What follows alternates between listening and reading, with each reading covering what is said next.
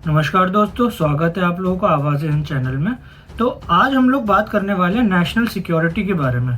आखिरकार क्या होती है नेशनल सिक्योरिटी और क्या हम जैसे समझते हैं नेशनल सिक्योरिटी को क्या खाली वही होती है। चलिए इस बारे में बात करते हैं। तो जब सबसे पहले हमारे दिमाग में वर्ड आता है नेशनल सिक्योरिटी, तो हम सबसे पहले सोचते हैं जियोग्राफिक जो सिक्योरिटी है हमारी, जो लैंड बॉर्डर्स है उसके बारे में। हाँ, ये बात सच है कि नेशनल सिक्योरिटी में सबसे पहले वही आता है, लेकिन इसके अलावा भी कई सारी नेशनल सिक्योरिटीज़ हैं जो कि काफ़ी इंपॉर्टेंट है। तो आज मैं उसके बारे में बात करने वाला हूँ, तो वीडियो को एंड तक देखिएगा ताकि पूरी बात समझ में आए। चलिए शुरू करते हैं। तो इस सब में लिस्ट में सबसे पहले आ जाती है बायोलॉजिकल सिक्योरिटी। अब आखिरकार बायोलॉजिकल सिक्योरिटी क्या होती है? इसमें जैसे कि सबसे पहले तो बायो वेपन्स ही आ जाते हैं। जैसे कि आजकल कोविड चल रहा है पूरी दुनिया में और कहा जा रहा है कि ये एक चाइना का बायो वेपन है। हालांकि वो एक डिबेटेबल टॉपिक है, लेकिन मान के चलते हैं तो फिर देखिए चाइना को फ़ायदा हो रहा है। पूरी दुनिया में इकोनॉमिक क्राइसिस आ गई है, लोग मर रहे हैं और चाइना को फ़ायदा भी हो रहा है।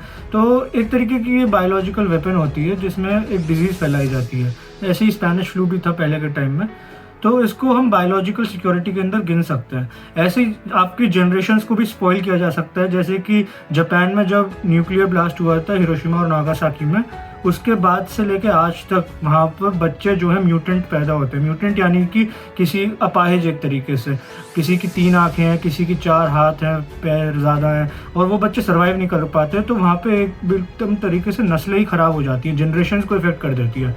तो ये बायोलॉजिकल वॉरफेयर के अंदर आ जाता है। इसके बाद अगर हम देखें तो इकोनॉमिक सिक्योरिटी होती है। इकोनॉमिक सिक्योरिटी क्या होती है कि कंट्री की इकोनॉमी स्टेबल है, वो अपना खर्चा उठा सकती है, लेकिन इसके अंदर थ्रेट्स ऐसे आते हैं।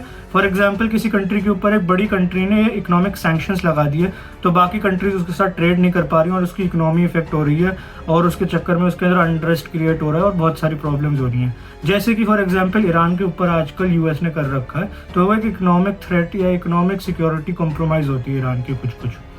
इसके बाद अगर हम चलें तो फिर उसके बाद आ जाती है साइबर सिक्योरिटी। साइबर सिक्योरिटी से शायद आप काफ़ी लोग वाकिफ़ भी हो सकते हैं, आजकल इसके ऊपर चर्चा भी काफ़ी होती है। तो इसमें ये होता है कि साइबर थ्रेट्स होते हैं कंट्री को किसी और कंट्री के द्वारा उसके ऊपर साइबर अटैक्स होने में।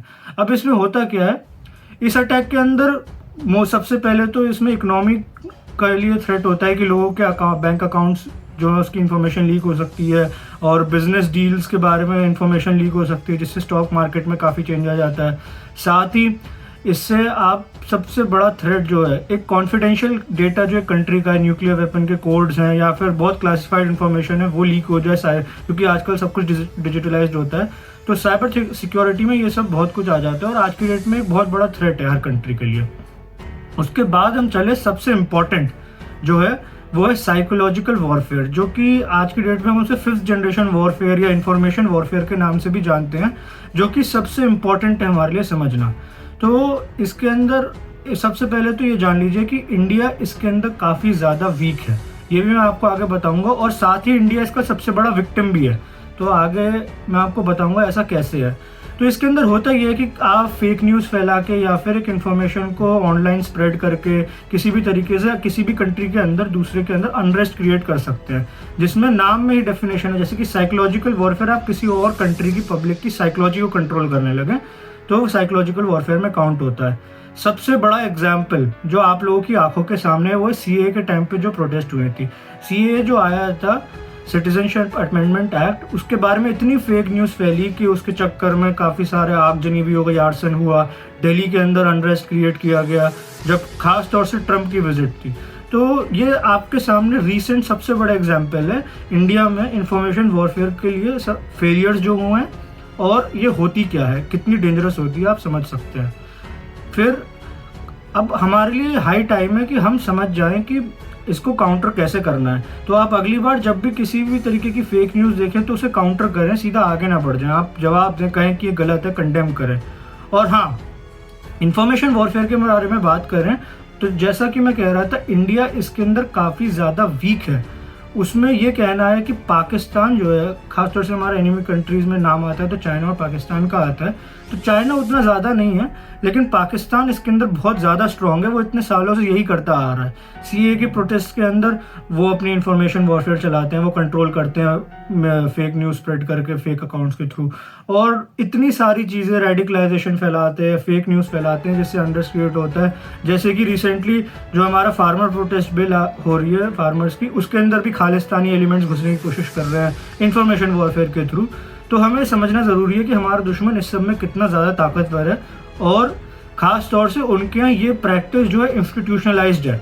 यानी कि ISPR पाकिस्तान का एक बॉडी है, एक इदारा है जो सिर्फ इसी के ऊपर काम करता है। उनका एक तरीके से उस बॉडी के कॉन्स्टिट्यूशन के अंदर ही है कि वो इंफॉर्मेशन वॉरफेयर के लिए बना है। तो ये हाई टाइम है कि इंडिया भी ऐसा कुछ स्टेप ले, क्योंकि इंडिया वीक होने के साथ ही साथ इसका सबसे बड़ा विक्टिम भी है। तो मैं चाहता हूँ कि आप लोग इस चीज़ को सपोर्ट भी करें, क्योंकि सपोर्ट में आप लोगों को शेयर करना है, यही इन्फॉर्मेशन वॉरफेयर है। आपको जो रियल न्यूज़ है, जो जेन्युइन न्यूज़ है, उसको स्प्रेड करना है।